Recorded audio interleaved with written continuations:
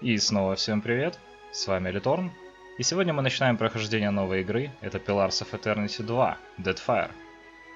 Те ребята, кто уже давно на моем канале, помнят, что существование канала началось с прохождения первой части Pillars of Eternity, поэтому, конечно же, выход второй я пропустить не мог. Ну что ж, выберем уровень сложности. Я думаю, что будем проходить точно так же, как и первую, на классическом. Появилась новая опция соответствие уровню. Соответствие уровня обеспечивает равномерную сложность для игроков, исследующих архипелаг Мертвого Огня. Если включить, уровень противников в зоне досягаемости будет изменен, чтобы лучше соответствовать уровню персонажа игрока. Ну, другими словами, включите, поставьте галочку режим современных казуальных RPG. Конечно же, мы не будем включать соответствие уровню, потому что мы постараемся пройти игру максимально приближенно к RPG старой школы, типа Baldur's Gate, SNDL и так далее. Ну что ж, поехали.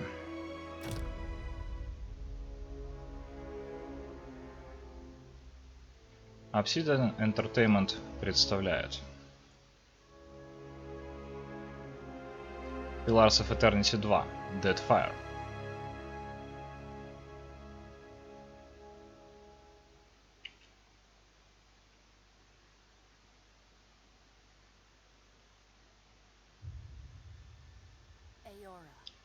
Эора. Мир, где смертные живут, умирают и возрождаются с очередным поворотом колеса. За непрерывностью этого цикла следят боги, а вращается колесо благодаря столпам загадочного камня под названием Адра. 5 лет назад вы покинули родной дом и отправились в Дирвуд, страну, дерзнувшую бросить вызов воплощенному в человеке богу света Эотасу, что привело к его гибели. В Дирвуде стали появляться пусторожденные, дети, лишенные душ, и многие сочли, что таково наказание за убийство бога. В древних руинах вы стали свидетелем тайного обряда и, сами того не желая, превратились в хранителя, дав способность видеть души и говорить с ними. Также вас стали преследовать жуткие видения, кошмары из прошлых жизней, напрямую угрожавшие вашему душевному здоровью. Чтобы избавиться от них, вы бросились в погоню за тем, кто провел этот роковой обряд. Этот слуга богов по имени Таос из Арканана казался бессмертным. И все же, благодаря божественному вмешательству, вы нашли Таоса и победили его, положив тем самым конец своим мучениям, а также эпидемии пусторожденных. Вам стала известна великая тайна, которую долгие столетия скрывал Таос. Ингвитанцы, хозяева одного из древних империй, сделали себя богами. Избавившись от видений, вы поселились в крепости под названием Каэднуа, выстроенной прямо над гигантской статуей из чистой адры, и принялись спокойно править своими землями.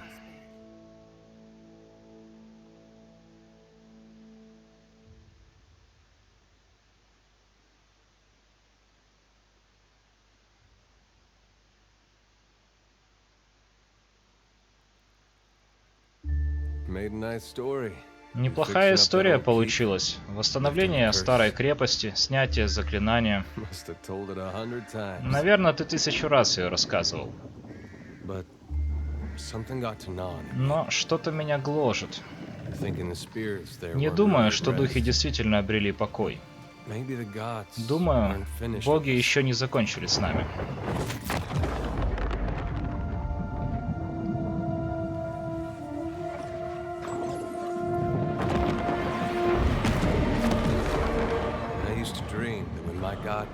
Раньше мне снился сон, что, когда мой бог вернется, он простит нас.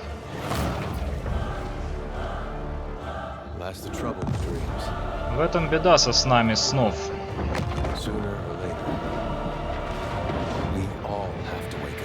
Рано или поздно мы все просыпаемся.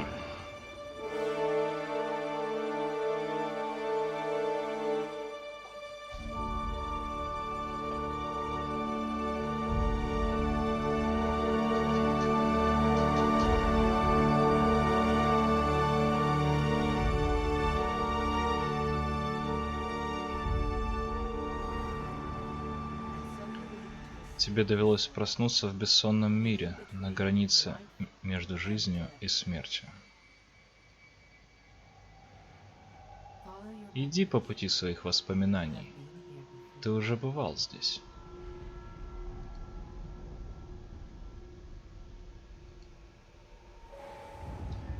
Тебе и прежде удавалось заглянуть за завесу. Ты хранитель, и всегда им будешь.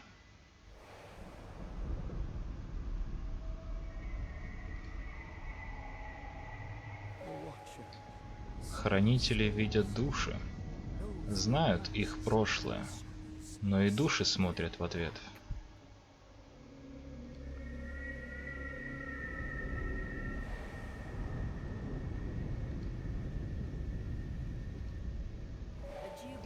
Сомнительная эта честь — унаследовать разрушенную проклятую крепость.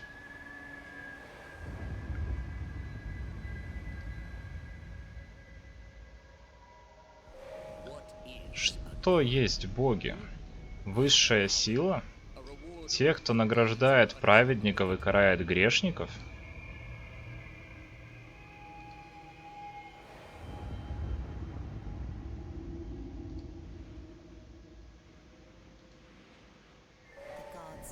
Боги не настоящие. Это нечто совсем иное, созданное людьми.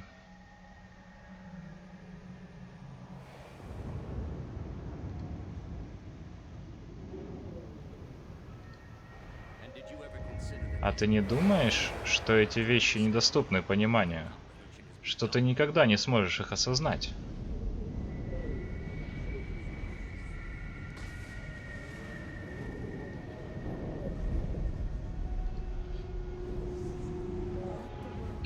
Пусть мир узрит, пусть каждый сам решает, что делать.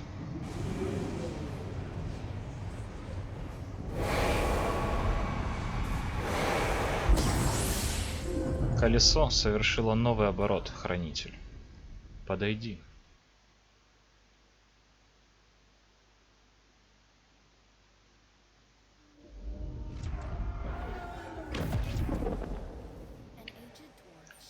На этой странной плавучей платформе вместе с вами находится пожилой гном. Его лицо все испещрено морщинами, даже черт не разберешь. Впрочем, судя по складкам рта, он всегда отличался веселым нравом и любил поболтать. Улыбка медленно проступает на лице гнома, меняя его.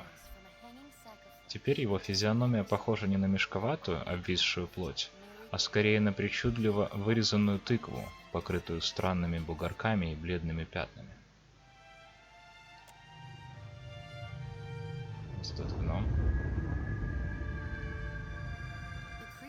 Гном учтиво кланяется вам, его хмурое лицо озаряет улыбка.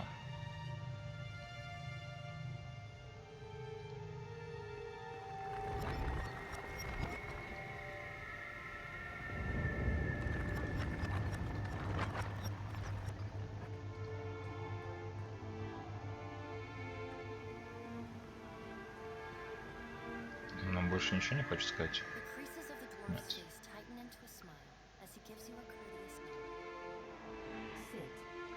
Прошу, присядь.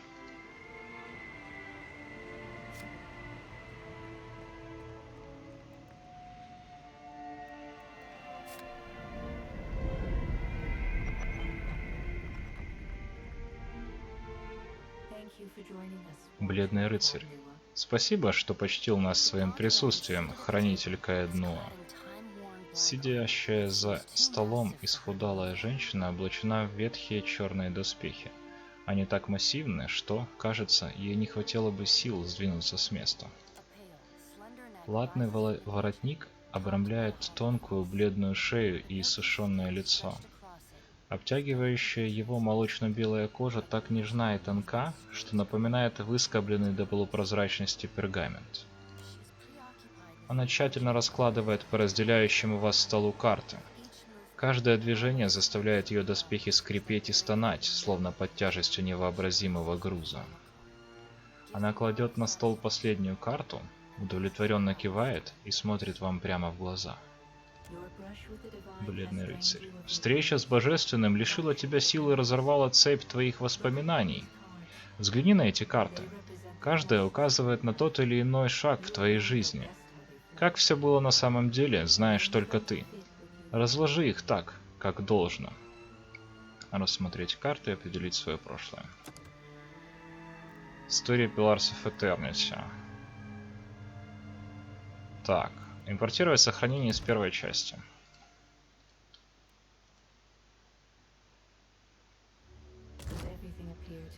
Как тебе кажется, все верно? Да. Прекрасно. Добро пожаловать на ту сторону. Я Берас, или по крайней мере половина Бераса. Она указывает на гнома, который сопровождал вас сюда. Движение кажется легким, но латная перчатка скрипит, как заржавленная дверная петля. Гном кивает женщине, и его лицо вновь расползается в жуткой улыбке. Боги предложили вам награду в обмен на решение проблемы опустошенных. Вы пообещали помочь. Так, что вы сделали с душами? Я вернул души пусторожденным, это я помню. Скажи, ты помнишь нашу последнюю встречу? Это итог решений, принятых вами в Pillars of Eternity. Вот, то есть оно все-таки некоторые вопросы из сохранения задает. Я обратился к другим богам и поклялся исполнить их волю. Верно. Она кладет на стол карту с изображением высокой башни, окруженной созвездиями богов. Она не спеша кладет на стол карту, колокольня, в которой нет колокола. Кончики ее пальцев медленно скользят по поверхности стола, издавая легкий скрип. Однажды тебе пришлось обратиться к богам за помощью. Настал тот день, когда мы вынуждены просить о помощи тебя. Сущностью, вселившейся в статую Однуа под твоим замком, был мертвый бог, Эотас. В этом нет никаких сомнений. Однако мы не знаем, что он задумал. Эотас вытянул из твоей души немало энергии, однако тебе хватило сил выжить в этом побоище и выйти на границу. Вы с Эотасом так и остались связаны. Он выбрал тело, сотворенное из живой адры и вобравшее в себя силу тысяч душ, в том числе и твоей собственной. Опытному хранителю не составит труда его отыскать. Так я мертв? Нет. Однако твое тело и не живо. Легкие втягивают воздух, сердце качает кровь, но твоя плоть лишена души, как если бы ты был пусторожденным. Так будет, пока я не верну в него тебя. Она бережно кладет на стол карту с изображением душ, исходящих из адрового столпа.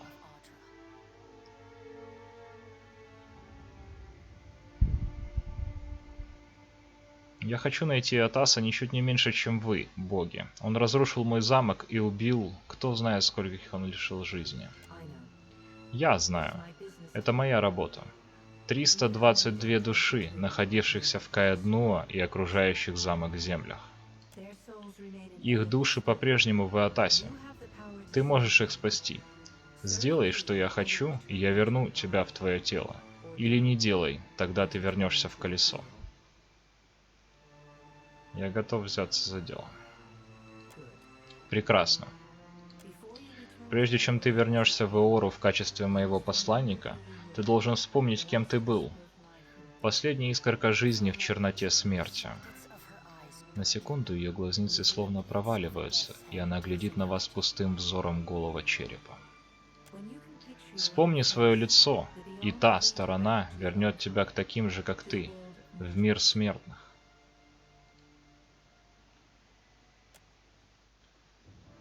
Ага, и здесь, собственно, начинается создание персонажа.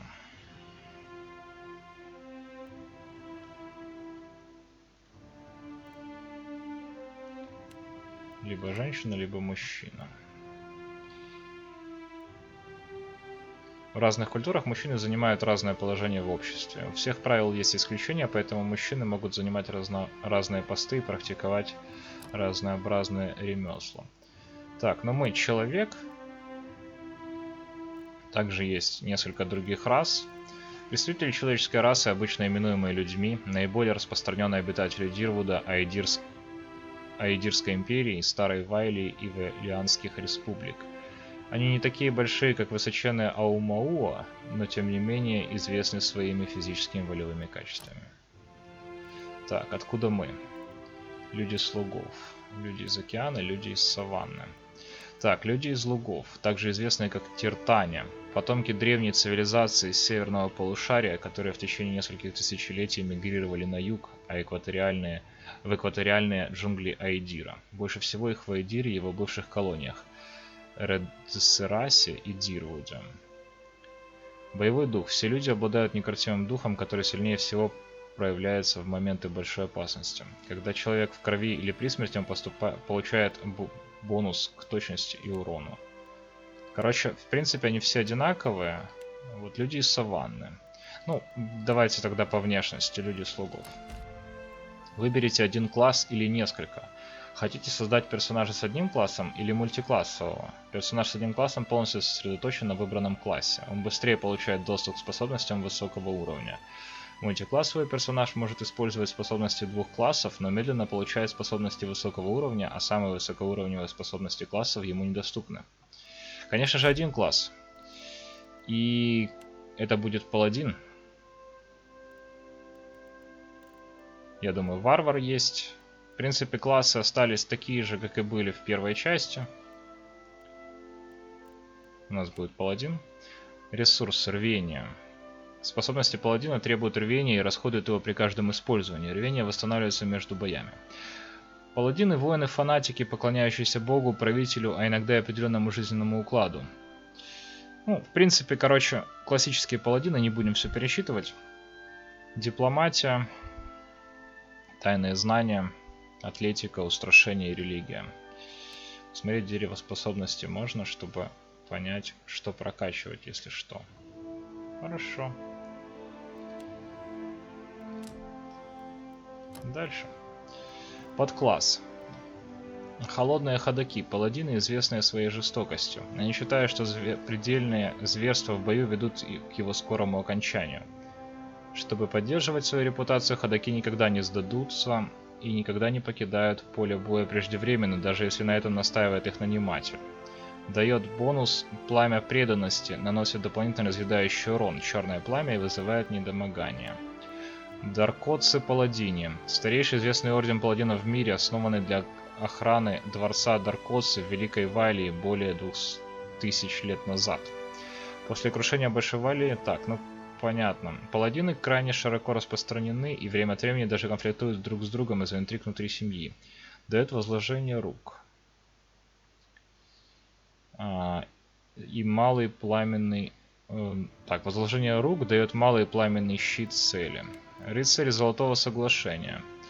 Наемники, считающие заключенный контракт священным. Свои обязательства они выполняют безэмоционально, без колебаний, не давая им нравственной оценки. Не очень нравится. Добрые путники. Благородный орден, сделавший своей задачей помощь путешественникам, осуждение лжи и злобы, даже когда речь идет о противниках. Ряды добрых путников выполняются разумными существами из самых разных народов. Вот мне, кстати, вот это нравится. Пламя преданности исцеляет союзников поблизости. Давайте почитаем последний. Щитоносцы. Орден аидирских паладинов, ставящих дипломатию и честность выше жестокости и агрессии. Орден был основан в честь высокородного эльфа, который помог объединить королевство Аидир и Калклин после затяжной войны. Дает возложение рук. +1 к вступлению в бой при использовании щита. Хотя в принципе эти тоже неплохие. Возложение рук некоторое время не дает цели погибнуть. Ну что ж, добрые путники или щитоносцы? Пускай будет щитоносцы, потому что мы будем со щитом. Способности пламя преданности и заклятый враг. Пламя преданности. Призывает внутренний огонь паладина, в результате чего используемое оружие не воспламеняется при ударе и к последующим атакам добавляется огненный урон. Отмечает врага как объект праведной ярости паладина, предоставляя бонус к урону при нападении на цель до конца сражения или до гибели цели. Но пускай будет, наверное, все-таки пламя преданности. Так, способности. Решительность крайне рекомендована для класса паладин.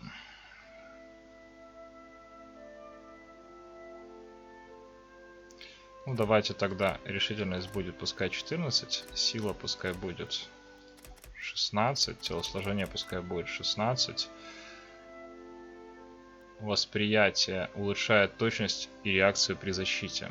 Кроме того, восприятие характеризует чувствительность персонажа.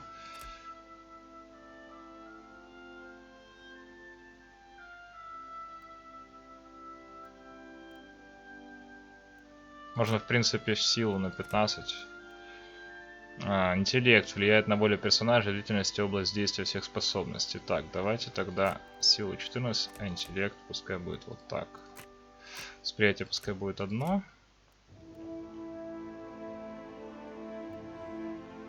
Ну, хотя, в принципе, у меня всегда паладин был не сколько паладином в классическом понимании.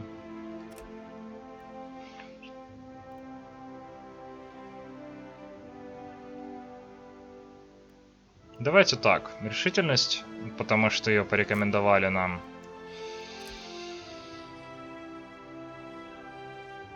Сила, телосложения. Короче, 16, 16, 10, 10, 10, 15. Пойдет. Откуда вы? Так, Айдир дает решительность +1, ловкость +1, решительность. Вторая Вайлия, интеллект, телосложение, сила. Живые земли — это горный регион Большого Северного острова, известный разнообразием флоры и фауны. Погода там непредсказуемая, экосистемы в разных долинах могут разительно отличаться друг от друга. Живые земли населены множеством рас, живущих как колониальных, так и независимых селений. Мне нравится. Движущаяся белизна. Огромный изрытый трещинами южный ледяной массив под названием Движущаяся белизна стал обиталищем белых эльфов, а также приютил изгоев, искателей приключений и небольшие колонии отважных исследователей.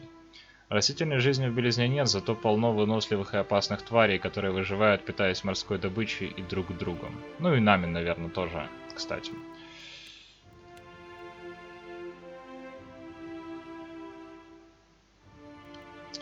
Наверное, пускай будут живые земли.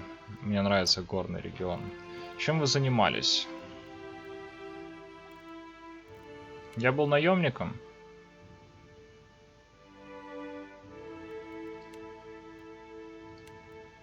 Колонист, бродяга.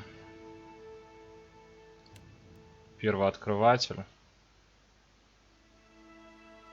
Ну, здесь +1 дипломатии, конечно, но мне не очень нравится идея первооткрывателя. Труженик. Всю жизнь вы обучались своему ремеслу.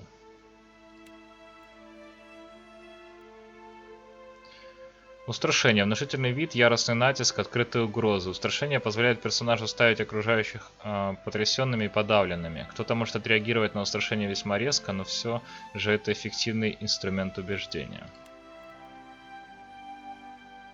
Ну, торговец точно нет. Ученый тоже точно нет. Охотник. Первооткрыватель.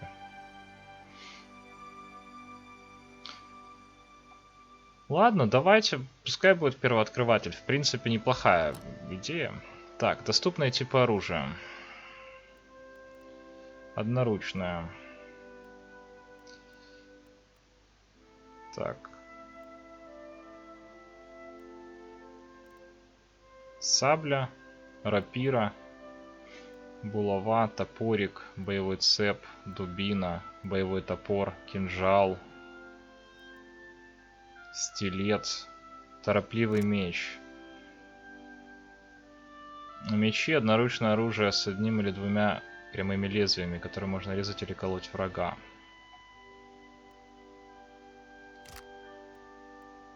Наверное, меч пускай будет. Знакомство с оружием и щитом дает возможность использовать модальную способность. Способности эти ситуативные, могут быть включены или выключены в зависимости от потребностей в бою. За использование незнакомого оружия никаких штрафов нет. Персонаж, незнакомый с оружием, теряет лишь доступ к соответствующей модельной способности. Торопливый меч. В ближнем бою удары оружием пробивают доспех более эффективно, а ценой сниженного отклонения. Щиты. Ну что, берем, наверное, большой щит. Правильно. Поехали. Так, портреты. Портретов-то, кстати, достаточно. А лот, по-моему, даже вот. Видите, много реально портретов. Правда, почему-то здесь портреты всех рас, непонятно почему. Ну, пускай будет такой классический паладин. Цвета, в принципе, нормально. Голова.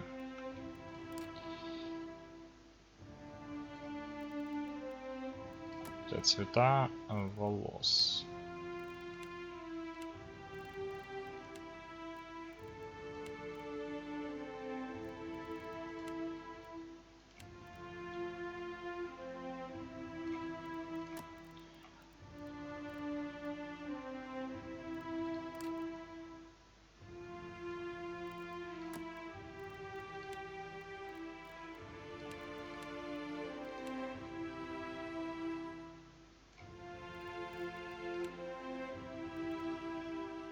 У нас будет такой седоватый паладин.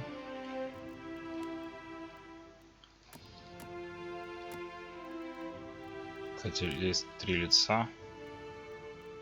Такой побитой жизнью.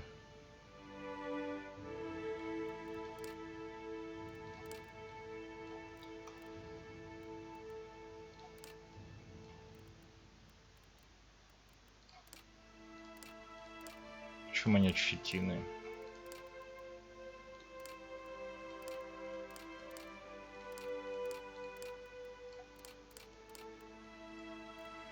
Вот просто дворфийская борода, заметьте, но почему-то дворфов здесь нет. Голос, точнее.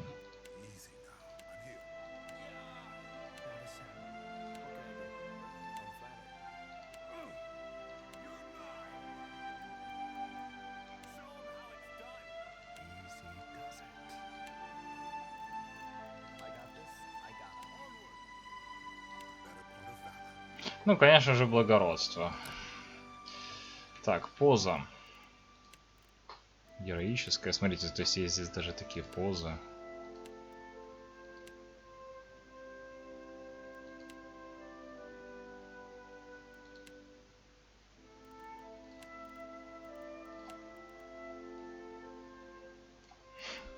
Забавно, конечно.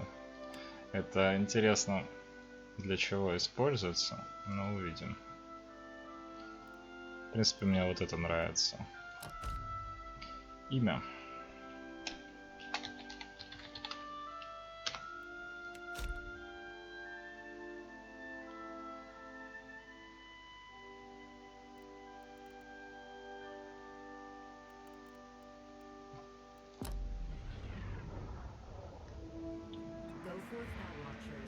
Теперь иди, хранитель, и будь моим посланником.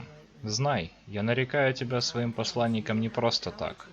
Когда придет час, ты сумеешь различить окружающие тебя души и открыть проход с границы в мир живых. Найди Атаса. Узнай, что он задумал. Когда мне будет что тебе сказать, я тебя призову. Она быстро взмахивает рукой, и вы ощущаете в груди резкую боль. Она не ослабевает и все глубже проникает прямо в душу. Опустив глаза, вы видите внутри себя небольшой сгусток тьмы. Проходит пара секунд, и боль проходит, будто ее и не было, однако тьма остается. Колокольчик. Не бойся, мой посланник. Он не причинит тебе боли, если только ты не решишь предать свое обещание. Смею надеяться, что этого не произойдет. Ее закованная в латы рука делает знак ожидающему неподалеку гному. Гном кивает и с нечеловеческой улыбкой указывает на какую-то новую дверь.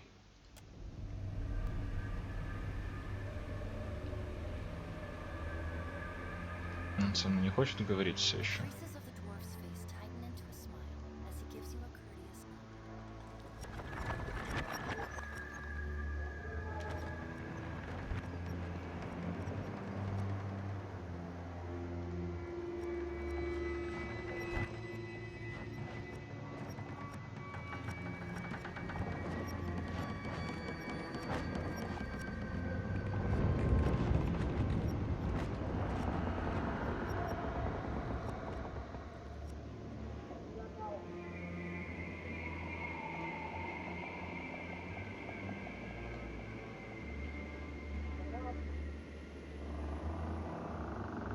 Это Эдер, что ли?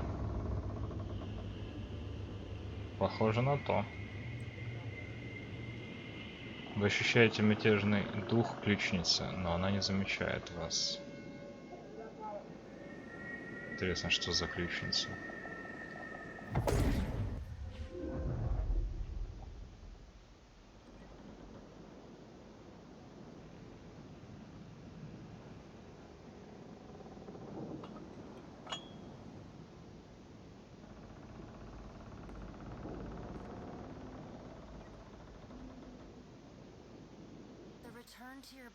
Возвращаясь в свое тело, вы словно пробуждаетесь от тревожного пьяного сна.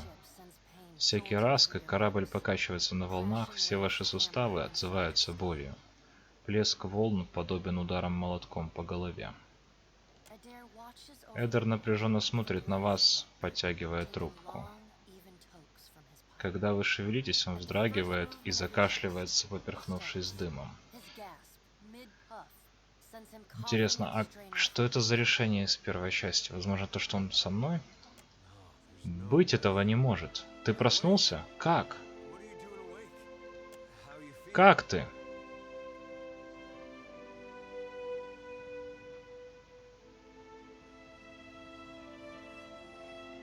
Кто ты? Я? Не помнишь? Эдер показывает на свое лицо и пытается изобразить наиболее узнаваемую из своих гримас, но, не получая ответа, вздыхает. Я капитан этого корабля и был крупной шишкой в Дирвуде. Заправлял крепостью Каэднуа. Меня все прославляли. А еще меня называли Хранителем. Я типа с мертвецами общался и внушал всем ужас. Он поднимает руки и делает устрашающий жест. А ты простой крестьянин. Вечно шляешься за мной следом и постоянно первым получаешь по морде, когда на нас нападают. Не переживай, скоро придешь в себя. Очень смешно. Ага, ты помнишь. Но я не слышу ответа на свой вопрос. Как ты себя чувствуешь? Забавно, отлично сыграли, молодцы. У меня все болит. Возможно, это я виноват. Каждый день хлопал тебя по щекам все сильнее, пытаясь разбудить. Я и не думал, что это сработает. Эдер недоверчиво косится на свою руку, видимо, хлопавшую вас по щекам, а затем пожимает плечами. За тобой должок. Ключница. Не хочу все портить, но у меня дурные вести. Голос звучит эхом из бюста, останков ключницы Каэднуа. Каэднуа разрушен. Эотас обрел статую Мараса Нуа и восстал из пепла, поглощая души всех окружающих. Вам удалось выжить лишь благодаря силе своей души. И то с трудом. Чем дальше находится Эотас, тем хуже вам становится. Мы отправились в погоню за ним к архипелагу Мертвого Огня, арендовав этот корабль. Не знаю как, но ему удалось захватить частичку вашей сути.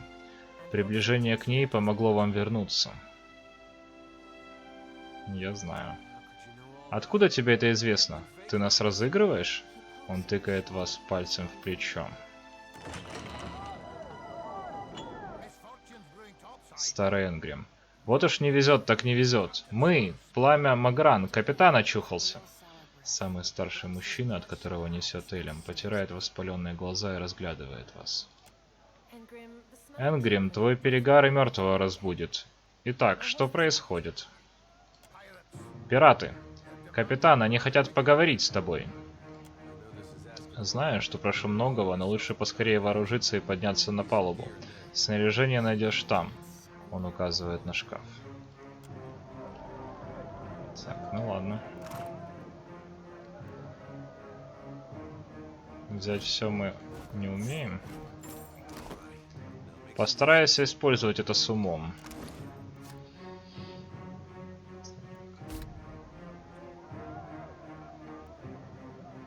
Ну, понятно, в принципе. Взаимодействие тоже понятно.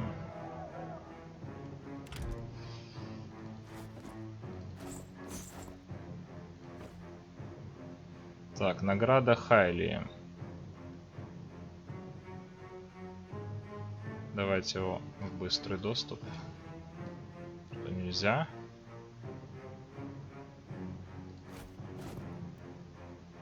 Почему нельзя? Вообще нельзя их хватать, видите? Странно. Ну ладно, хорошо. Пираты архипелага славятся своей жестокостью. Лучше разделаться с ними поскорее. Так, а Эдер с нами пойдет, не?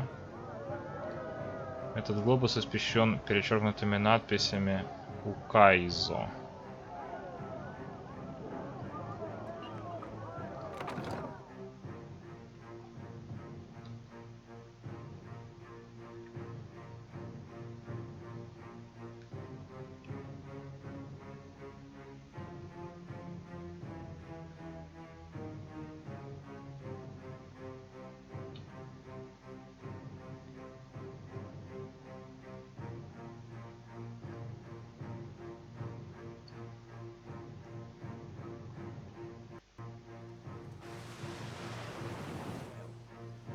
Бенвет.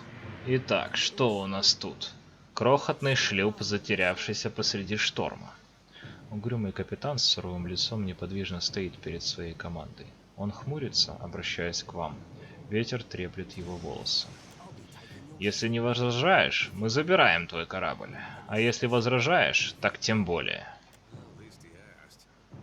Это, во всяком случае, он спросил. Я джентльмен удачи. Пожимает плечами капитан, одаряя вас неторопливой зловещей улыбкой и не обращая внимания на проливной дождь. Сдайся, и смерть твоя будет быстрой. Кровавой и болезненной, конечно, но быстрой. Так, аристократ или наемник? Ха, есть вариант показать грубый жезл. Так, нам с тобой делить нечего. Чем тебе сдался мой корабль? А зачем нужны причины? Что вижу, то и прихватываю. Все просто. Характер.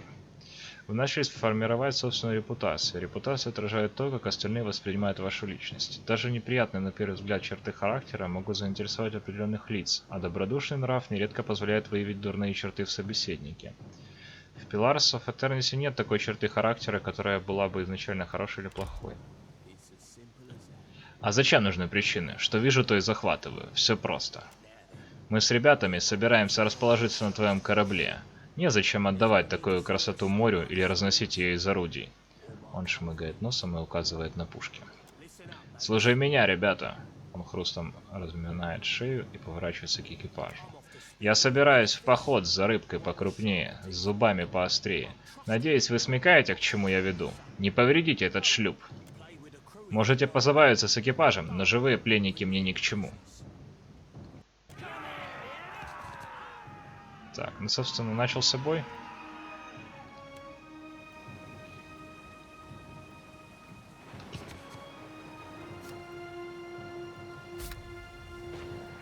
В принципе, тут мы знаем.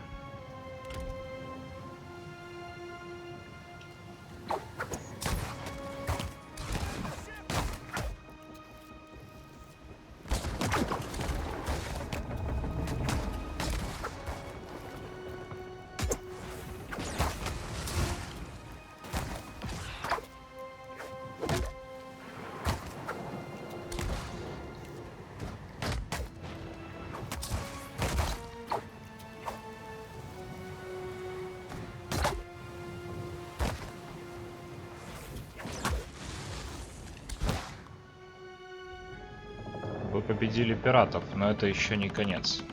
Поднимается буря. Ваш корабль качается на волнах в опасной близости от скалистого берега. Команда Непокорного торопливо спускает паруса и задраивает люки. Они работают очень быстро, но корабль все равно опасно кренится. В этот самый момент один из ящиков падает и, набирая скорость, катится по скользкой от дождя палубе. Вы успеваете отскочить, но он сбивает Читупека, одного из ваших матросов, с ног. Непокорный накреняется еще сильнее, и Читупек падает за борт. Он успевает схватиться за леер, но его пальцы вот-вот разожмутся. Он вопит, прося о помощи. Тем временем ящик продолжает скользить к краю палубы. Еще чуть-чуть, и он свалится. Вы видите знак на его крышке и понимаете, что в нем находится имущество Искаэднуа, вашей крепости. Спасем Четупека. Вы хватаете Четупека за руку. Несколько пугающих мгновений он висит над бурлящим морем. Одним сильным рывком вы вытягиваете матроса на палубу. Вы слышите громкий всплеск. Ящик Искаэднуа пропал. Четупек кивает вам и устремляется к своему посту. Тем временем буря почти выбросила вас на берег. В свете молнии вы видите быстро приближающуюся сушу и бредущего Эотаса. Дозорный едва успевает выкрикнуть предупреждение, прежде чем непокорный садится на мель. Удар так силен, что вас выбрасывает за борт, в круговерть волн, тел и обломков древесины. Борясь против прибоя, утягивающего вас в открытое море, вы спешите к виднеющемуся неподалеку берегу. Вы изо всей силы молотите по воде руками и ногами, пока наконец не цепляете пальцами песок. Выбравшись на берег, вы теряете сознание.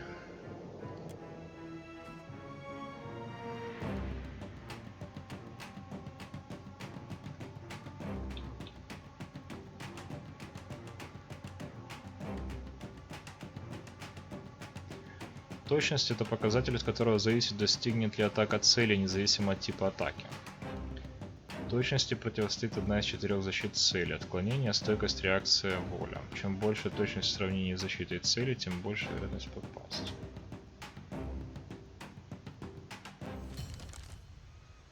Новое задание на мели. Найти способ починить свой корабль. Смотрите, покрасивше выглядит, чем первая часть. Ты много спишь в последнее время. Я бы разбудил тебя, но ты выглядел так мило, лежа лицом в песке. Эдер проводит пальцами по волосам и вытаскивает из них застрявшую водоросль. Внимательно изучает ее, потом выбрасывает в песок. Если ты беспокоишься о корабле, то можешь не беспокоиться. Вот он. Он показывает на непокорного, хотя его трудно не заметить. В общем, тут только мы, да вон там дамочка в кресле. Эдер кивает в сторону какого-то объекта вдалеке. Ключница. Рада, что вы очнулись, сударь. Я уже боялась, что вы снова погрузились в тот долгий сон. Кажется, ключница застряла между двух камней. Несмотря на это, в ее голосе слышна только радость. Где мы? Не знаю, в каком-то очень красивом месте. Трудно сказать определенным. В архипелаге сотни островов. Некоторые совсем крохотные. Хорошие новости. Если буря не унесла нас совсем далеко, то мы недалеко от цивилизации. Мне кажется, в этом районе должна работать валианская торговая компания. Все эти пираты, чтобы...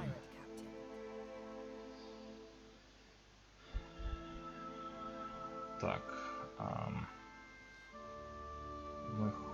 Мы можем починить корабль? Боюсь, тут я вам не помощница. И я не сомневаюсь в талантах мастера Эдера, но и ему нужны материалы. И жаркое, пожалуйста.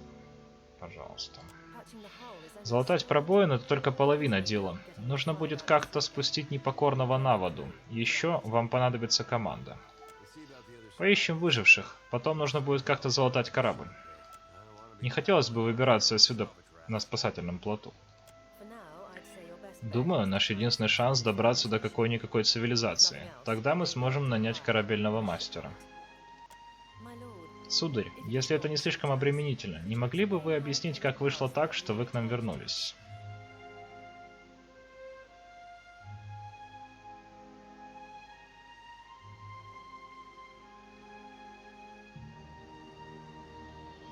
Моя душа перешла туда, и Берас дал мне выбор: найти Атаса или умереть.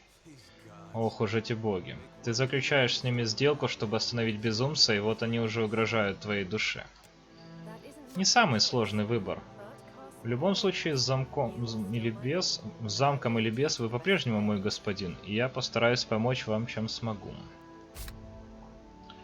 При получении задания в вашем дневнике будет появляться соответствующая информация. Если вы зайдете в тупик, нажмите «Понятно, что посмотреть ваши записи». Некоторые из полученных заданий покажутся вам излишне сложными, если вы еще не достигли необходимого уровня. Задания за пределами уровня вашего персонажа будут отмечаться в дневнике одним, двумя или тремя черепами, по одному за уровень. Если задание более чем на 3 уровня выше вашего персонажа, черепа будут окрашены в красный цвет. Думаю, нам лучше пошевеливаться. Идем. Так, выберите класс или мультикласс спутника. Это решение нельзя будет изменить в дальнейшем. Так, ну вообще в первой части он, по-моему, был бойцом. Конечно. У меня, по крайней мере. Так, как у нас тут дела? Ускоренный режим вне боя. Вот, есть такое дело. Отлично. Непокорный, смотрите, даже на русском языке некоторые текстурки. Веревка с крюком. Захватные крюки можно использовать для крепления веревки в таких местах, куда сложно добраться. Чаще всего используются для подъема на высокие стены, но у них много возможных применений. Полезность веревки ограничится только... Понятно. Так. Огненная водоросль. Вода. Давайте вспомним, если здесь кнопочка для подсветки всего, чего только можно. Да, есть это тап. После неожиданного крушения непокорный приобрел печальный вид. Корпус пробит в нескольких местах вдоль киля, а изодранные паруса напоминают о сражении с пиратами. Палуба непокорного кажется недосягаемой. С каждым набегом волны корабль стонет, как раненый кит, но на бок не заваливается. Возможно, вам удастся залезть. Пока ничего не делать. Давайте пока посмотрим, что тут вообще есть. Кто-то кричал, да, рядом, если не ошибаюсь.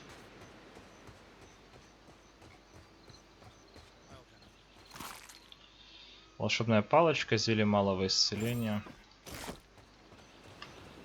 Смотрите, души какие-то. Душа, точнее. Надеюсь, остальные промокшие ублюдки спаслись. А почему Эдер с ним говорит, а не я? Ну хотя бы нога больше не беспокоит. Деньги. Эль.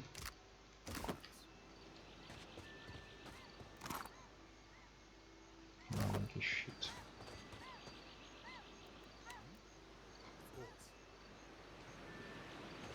Что-то мы как-то с Эдером слишком похожи, да? Ну, возможно, внешность можно изменить. Кстати, давайте посмотрим вообще на интерфейс. Так. Здесь можно скрывать плащ. Цвета можно тоже менять, но внешность, видимо, нет. Поведение И. Внешность. Поза. Ага, то есть можно менять портрет и позу. Давайте обычно возьмем. Пока. Хотя так они еще более похожи.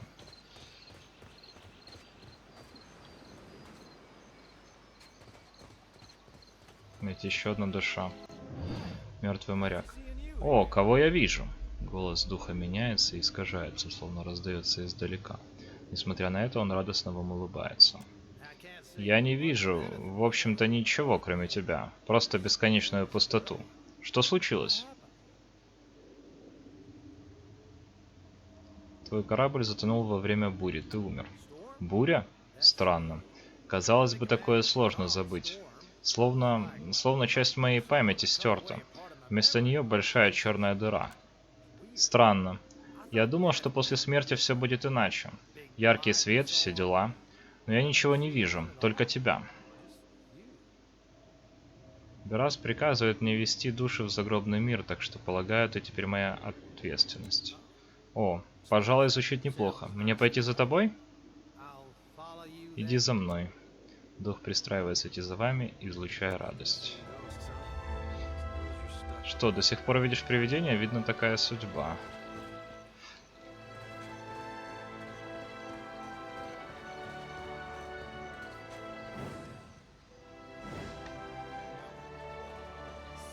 Сколько потерянных душ. Наверняка кто-то еще выжил. Получается, здесь все, что ли?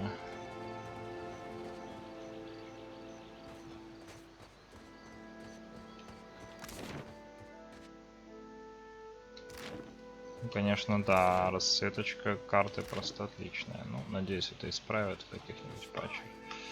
Смотри сюда, Магран. Мое пламя еще горит.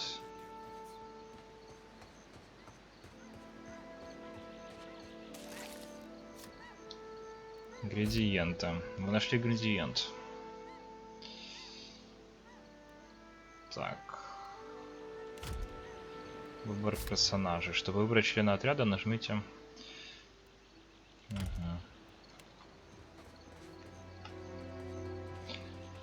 Интересно, можно ли увеличить размер шрифта?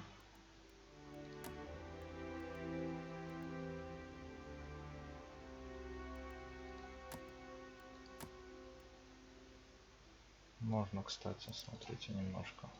Давайте хотя бы 120.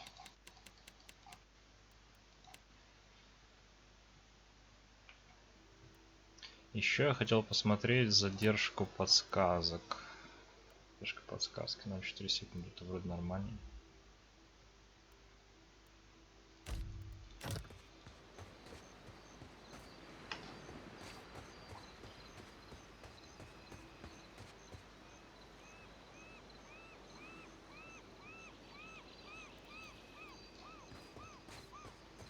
Так, ну что ж, судя по всему, нужно таки забираться наверх. Ну, понятно, что там есть еще какой-то тип.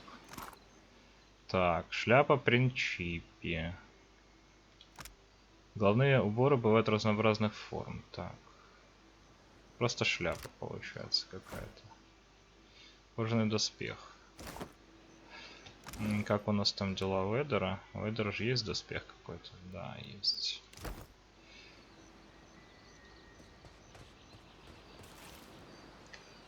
Ладно, давайте заберемся на корабль. Веревка с крюком. Один сильный взмах, и крюк надежно впивается в фальшборд. Пару раз дернув за веревку для верности, вы убеждаетесь, что она крепко держится. Используйте веревку с крюком. Веревка заметно облегчает восхождение, и вскоре вы уже перебираетесь на борт. Ирена.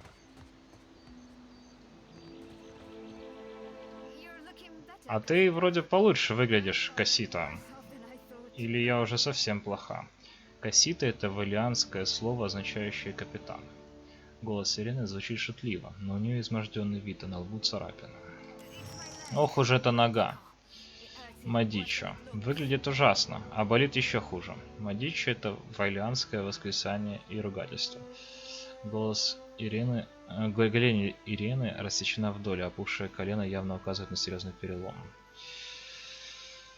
Так...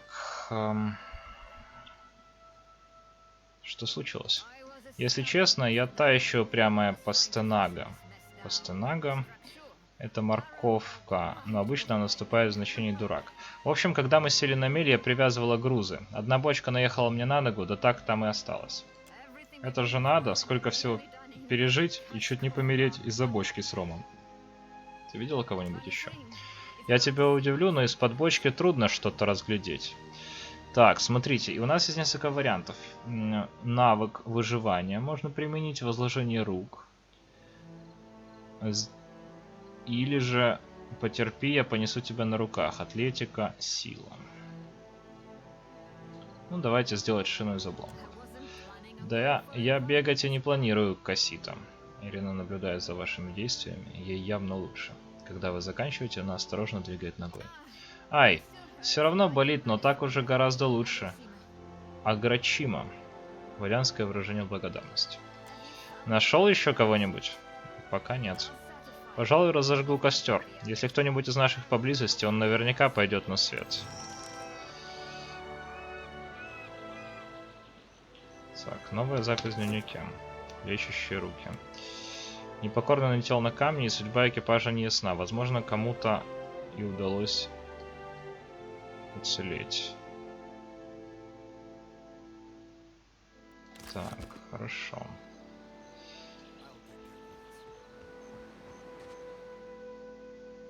С носа корабля песчаная коса кажется обманчиво близкой. Остаться на месте. Я думаю, ребят, что на этом мы с вами закончим серию. В принципе, это было довольно-таки необычное начало, но в любом случае оно интересное.